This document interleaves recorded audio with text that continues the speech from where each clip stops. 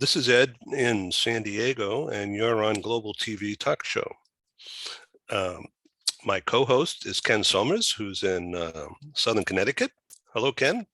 Good morning, Ed. How are you? Good. Welcome back to Global TV Talk Show. And for the first time, welcome LESLEY INGVES. I hope I pronounced that right. Exactly right. Thank you. Thank you. Great. And you're in Connecticut, but in Central, sort of. No, South. Southeastern. Southeastern. So how often do you get to that gambling casino? I was actually part of the team that built it.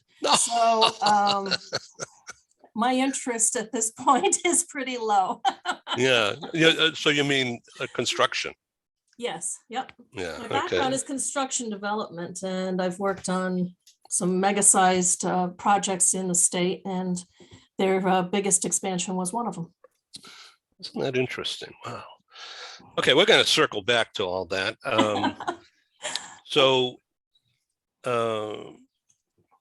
As I was looking at your LinkedIn page, I saw something of construction in the background, but I didn't recognize any of the names, of course. I grew up in Boston, but went to LA in 1980.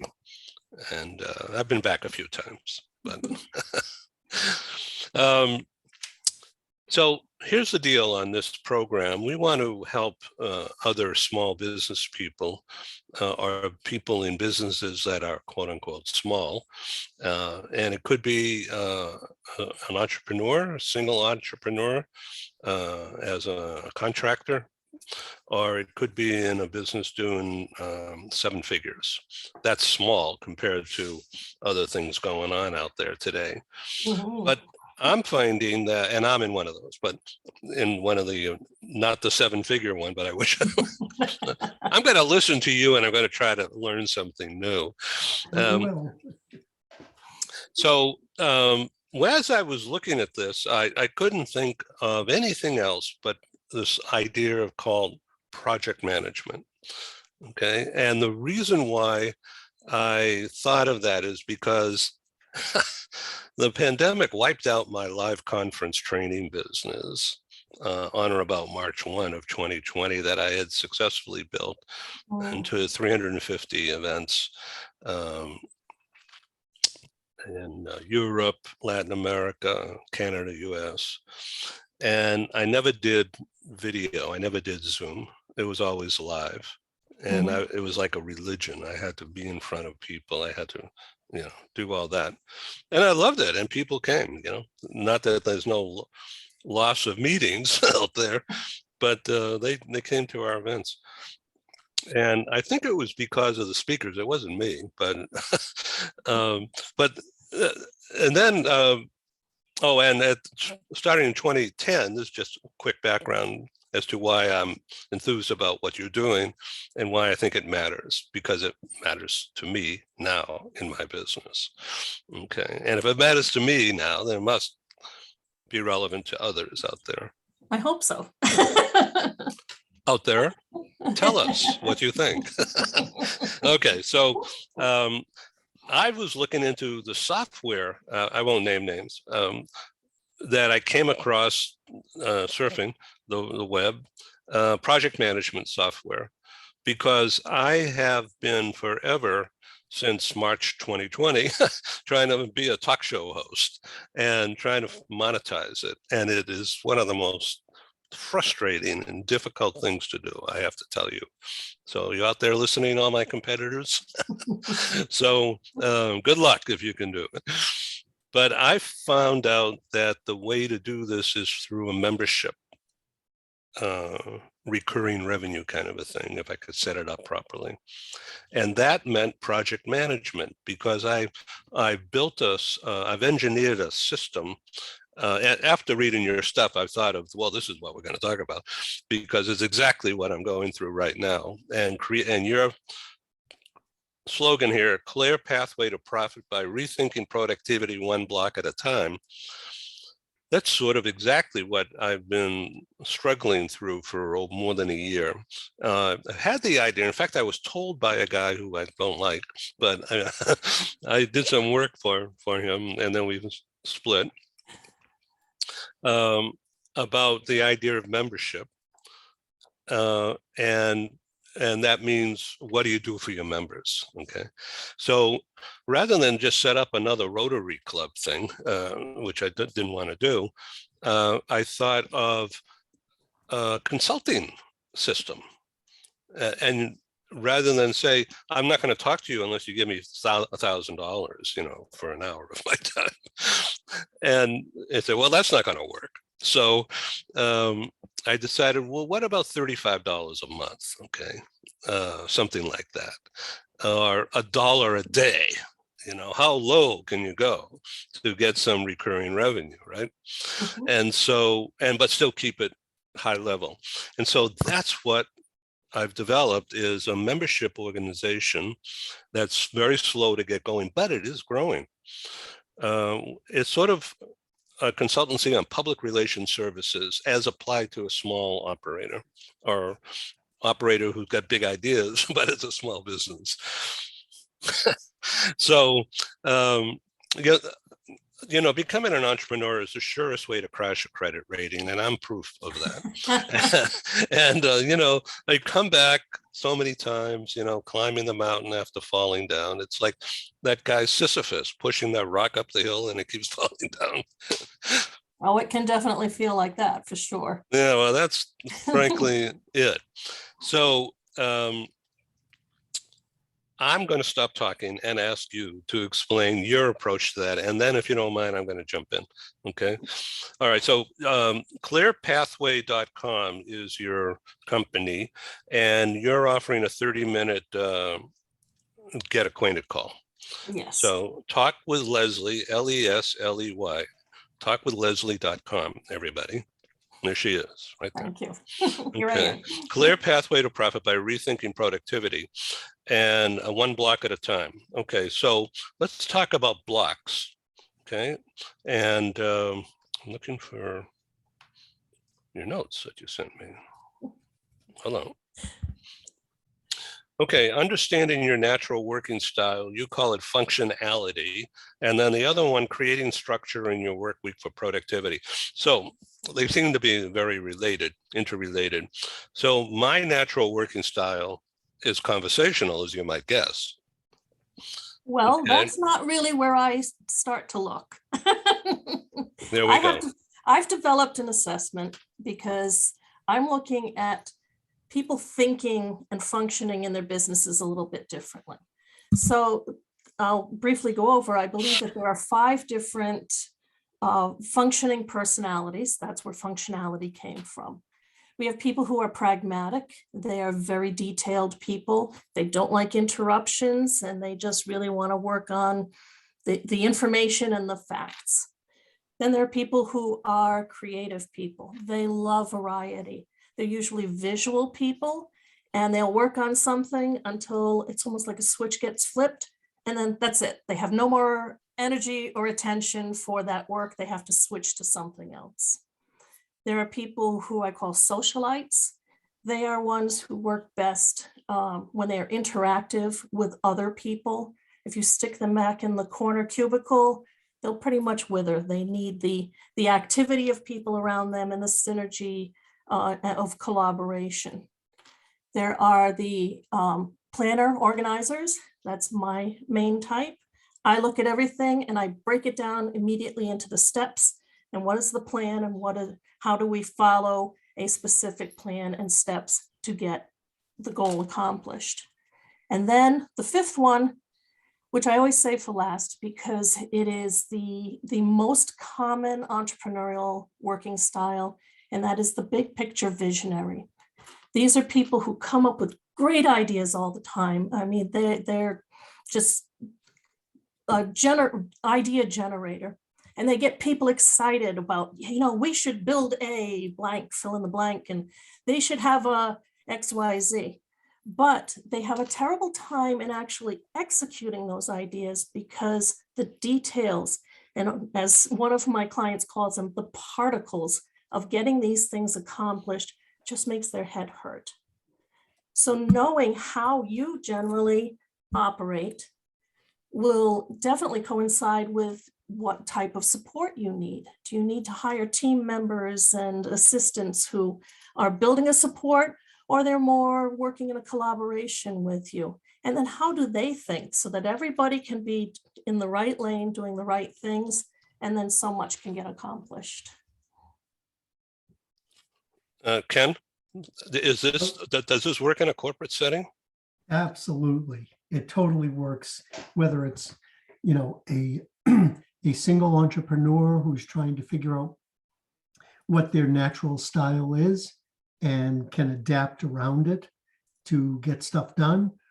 It certainly applies to that small business that maybe needs to add staff for the first time, and would give that entrepreneur the insight on terms of what kind of talent they need in order to complement, not be in conflict with their own style. Mhm. And it absolutely works on the industrial level. There are companies that do this at scale, but that's not Leslie's thing. Leslie is focused on the small to medium business with an emphasis more on the small side, where she has the ability through her experience and her diagnostic to help individuals figure out what do they need in terms of complementary skill sets or partnerships in order to achieve their objectives. So yeah, it works at the individual level, and it absolutely scales to huge corporate level. Definitely. Leslie, how do you scale? How does a business scale? Yeah. Well, I always liken a business to a car or vehicle. They all have to have the same basic things: a motor or an engine of some sort, wheels to make it roll, braking systems, and all of those basic things have to be in place every time. Every business is the same that way.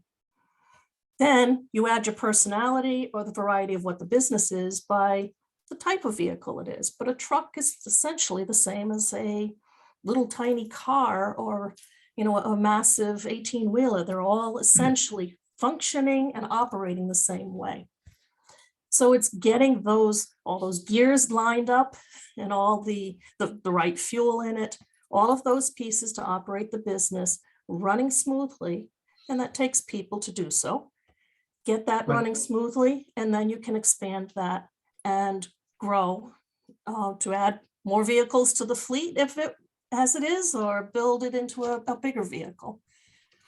So I really believe getting the foundational operating pieces of a business running smoothly is key to being able to scale. Yeah, Ken? Yeah, and I was going to build on Leslie's metaphor of a vehicle. If think of yourself as either say a solo entrepreneur, maybe you have one person and you have the opportunity for growth or to expand your product line. You don't want to put a heavyweight oil into a smoothly running performance vehicle.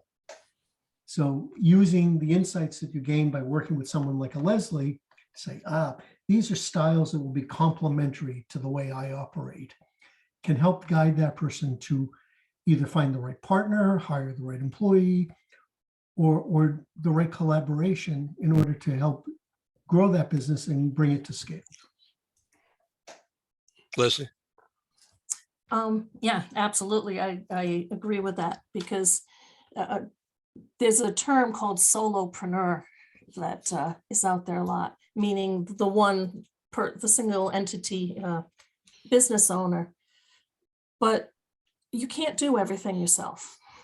And business is built, by nature, business is an exchange of a product or a service for money to make a profit. That's the definition of business. By virtue of the fact that there's an exchange, that means there has to be other people involved. Whether it's a client or customer, there's still more people than the one solopreneur. That solopreneur trying to do everything and take everything on themselves, they are setting themselves up for burnout and for mistakes and problems, which will probably end up resulting in closing that business. So it is important that you get people to support you with the things that you're not the best at. And we're not good at everything. No one can be excellent at everything. So yes, hiring and knowing, as Ken has been saying, the right people for the right positions, that's just primary and key. So Leslie, and if you don't mind me jumping in, I'll put you on the spot a little bit. Okay. With obviously without naming names, because that would be inappropriate, could you perhaps share an example of a business that you've helped? What was their problem, how you helped them solve it, and what the outcomes were? Maybe give the audience, an example. Sure. One of my long-term clients, she had a well-running business. She even had team in place. Someone who handled her social media, people who handled, she runs a podcast, so they handled that. And technical people setting up, website things and all. And she reached the point where she was just so totally burned out, she could not keep things going. And it was causing trouble in the home because emotionally she was just worn down, worn out. There wasn't time for being with the family. When she was with the family, she's thinking about work. When she's at work, she's thinking about what needs to be done for the household and the family. I mean, this is very typical, and this happens with men just as much as women. Mostly I do work with women, but I do have gentlemen I work with too. But this example is this lady. So in working together, and we defined her working style, her functionality, which is the big picture thinker. Well, she was also trying to break everything down into those and get into the weeds of all the details. And it is just a way of working that is difficult for her. So it feels like she's constantly pushing against a wall. That's not where her mind naturally functions. We looked at her team members, and she did not have somebody who was able to kind of translate her big idea into what are all the pieces and steps that need to be put into place.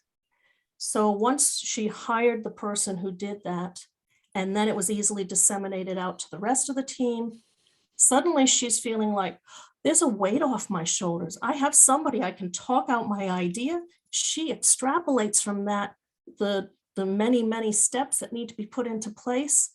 And then we have the team members do the work.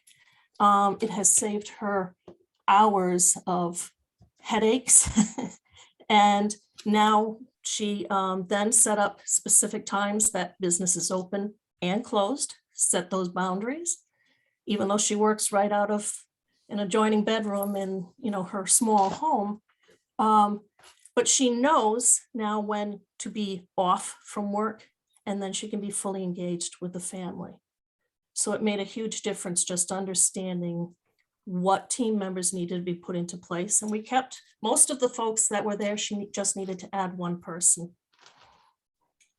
And did her revenue grow as one of the other consequences? Oh, absolutely. Because now she was able to look at the business and expand her offerings, and that idea generator of her mind was able to open up and get those things implemented instead of just ideas that are swimming around and nothing's ever happening to them. When she comes up with an idea, she goes through it with this virtual assistant, and they break it down and they get it implemented. And it's great to have ideas, but if you can't implement anything, then you can't scale or grow. Exactly. I think it's a great example. And the first part of the story where your client was able to, you together were able to identify that she was suffering from clashing priorities, is especially relevant in our environment now. For sure. With a lot of people working remotely, whether it's a solopreneur or you're part of an enterprise, finding those balance points is increasingly difficult. Mm-hmm. And if you're a solopreneur, it's another level of complexity and stress. And your ability to go in there and help them identify where there's a gap, how to fix it, and then coach them along to implement the solution is hugely valuable. Mhm. Thank you. And it's, I mean, it is something that I definitely pull on all my years of construction, and kind of circling back to that whole mentioning project management, Ed. I look at everything as a project. It's, you know, some clients are bigger projects than others. Okay. Anyway. Yeah, we all But- know that. So let me jump in here. This has been really interesting, and let's talk about money. Entrepreneurs, solopreneur, how I can't even say it, but they're responsible not only for the operations, but for the money. And it is really difficult coming out of the pandemic in most businesses, not all, but to generate any cash flow. Mhm. You got bills to pay and things you want to do. Absolutely. Okay, so when that person, that lady that you just used as an example, found a workmate, an alter ego, to be a manager or a general manager or something, Mhm. that person needs to get paid, Right. or he is going to quit. And then you're really going, as an entrepreneur, then you'll really be in a rabbit hole, to use G-rated language. So that is really difficult. And I've had many situations where that did not work out for one reason or another. And we'll get into that. But so I decided to learn how to do things myself. And I've been in that exact same problem. And then the pandemic put a kibosh on the cash flow machine for 25 years, as I alluded to. And we had to create a new system almost from scratch. But I won't get into a whole long story here about that. That could be another talk show, but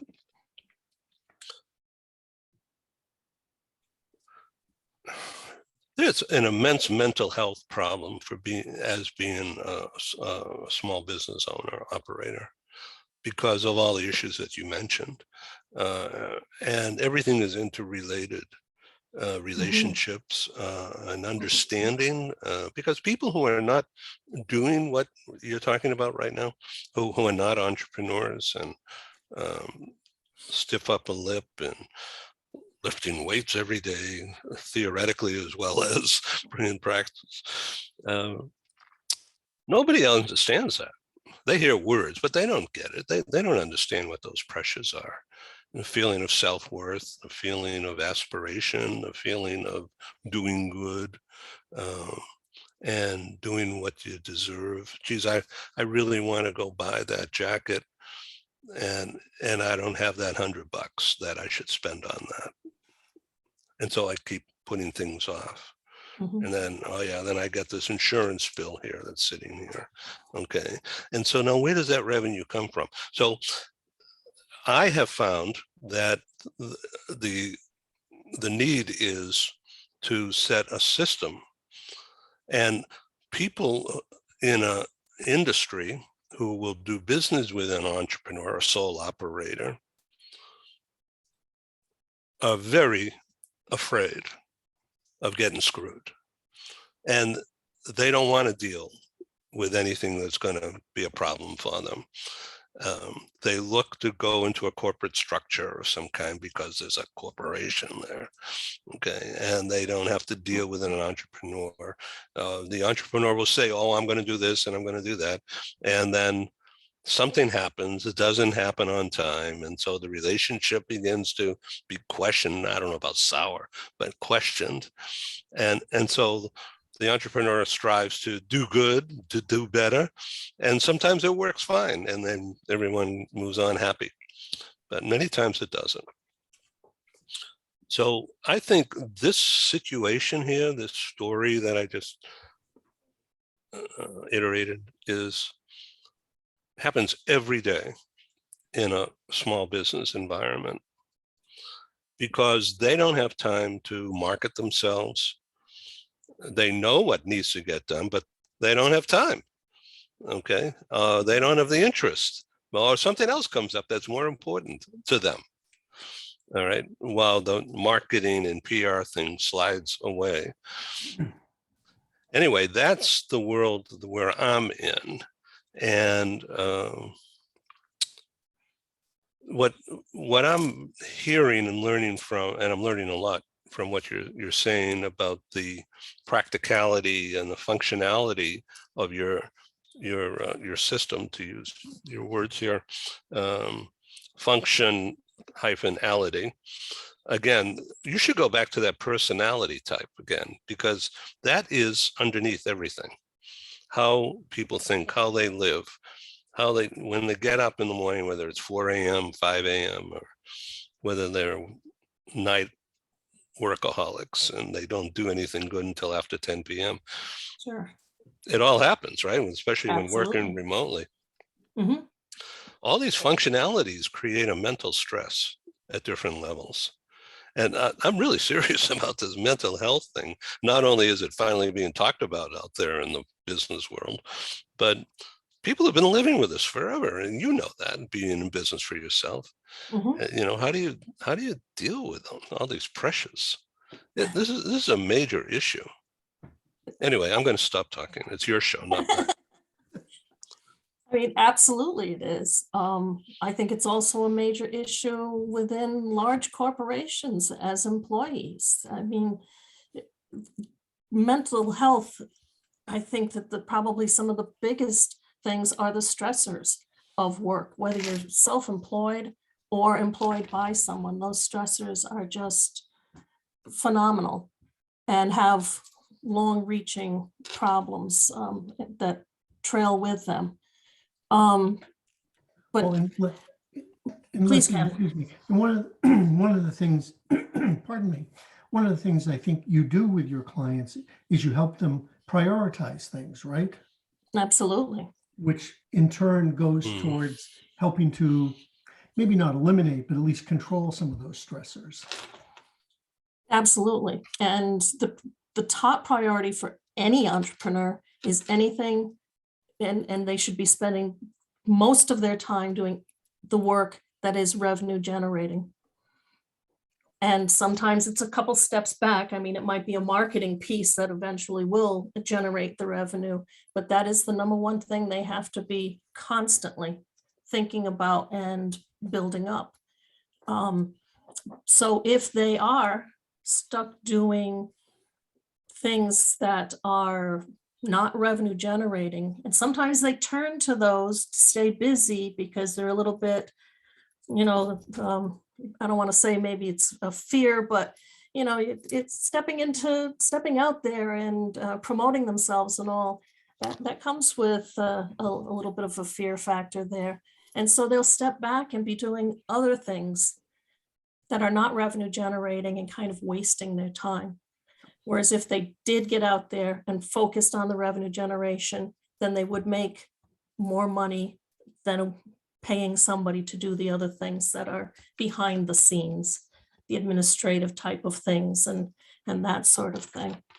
But yes, the stress is always there. That's one thing I can't take away from anyone, but I can help lessen it by putting them working on the right things for them. So your CLEAR idea, I think this is brilliant. CLEAR, C-L-E-A-R. I'm looking at it right here, and it says, CLEAR, capture and clarify your current situation using my proprietary functionality assessment. Those are a lot of words. So a lot of words.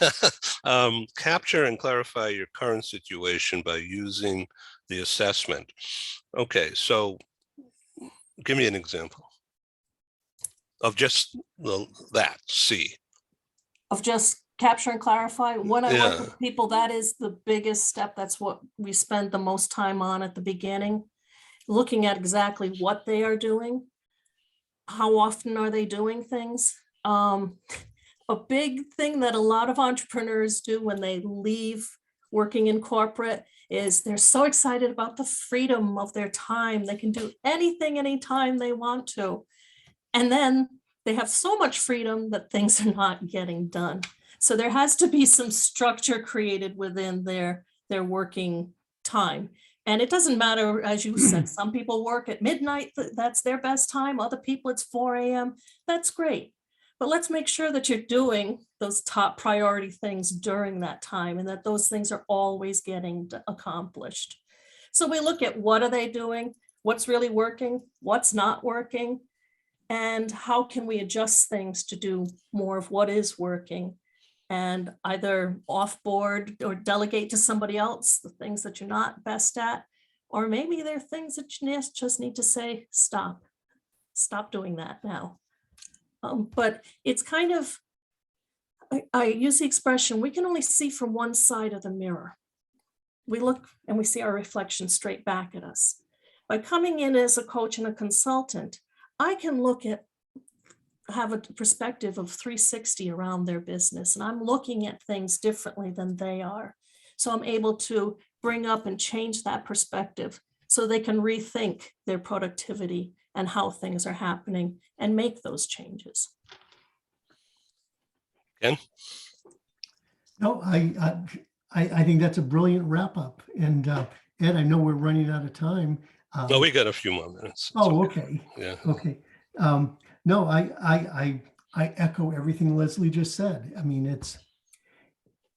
it's not rocket science, but it requires the ability to, with the help of a Leslie or someone like her, but preferably Leslie, of course, it gives you the opportunity to look at yourself through another's eyes and see what's working, to borrow your phrase, what's working, what's not working, and where do I need to make adjustments so that I can be successful. And I would wager, in hindsight, a lot of your clients probably say to you, geez, I wish I'd called you a year ago. Or I do hear something similar to that, Yeah. yes. So if we could just sum up now, you're offering a 30-minute get acquainted call. And you probably go through everything we just went through in that, if you have a cooperative witness. Yes, Don't open yes, that the door. interrogation. Don't open that door. I'll walk right through it. Yes, during that 30 minutes, the interrogation goes on, and I do ask a lot of these questions and try to find out what they're experiencing, and sometimes it's what they think they should be doing, and it's, I am really using that time to find out if it is somebody I want to work with and can help, because as you were talking about, not every business and every person aligns with someone else. So you need to be sure that you're working with the right people. If I take on a client that I have some reservations about, then it's not going to be a good experience for them. It's not going to be a good experience for me. So why even start it? Right. And You know that right away too. Absolutely. There's something that's, off, or yeah, it's just not a click. exactly. Well, it's like finding clients sometimes, from a client point of view, never mind from a coaching or consulting point of view, because you want that revenue. And so you this might be a challenge because of that person's personality or whatever. Or someone who's like that, and maybe that person is really that person coming back at me in another way. I don't know. All these games you can play, my God. But you take the business and then you get into a problem. Right. And so, oh my God, how many, that happens. That happens to Yeah. everyone. Right.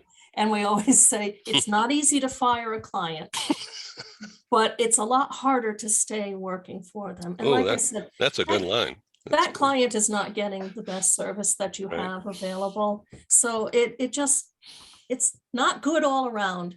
And that's why in my networking, I really like to get to know other people who work in productivity and setting up systems for small businesses so that I have somebody I can refer to so that they can find that right relationship that will work. That's a great way to end this. Clear Pathway. And clearpathway.com. Yes. Thank you for being on this program. I've enjoyed this, and it sort of kicks me in the rear here saying, okay, now I got to go find some revenue. You can book that call, Ed.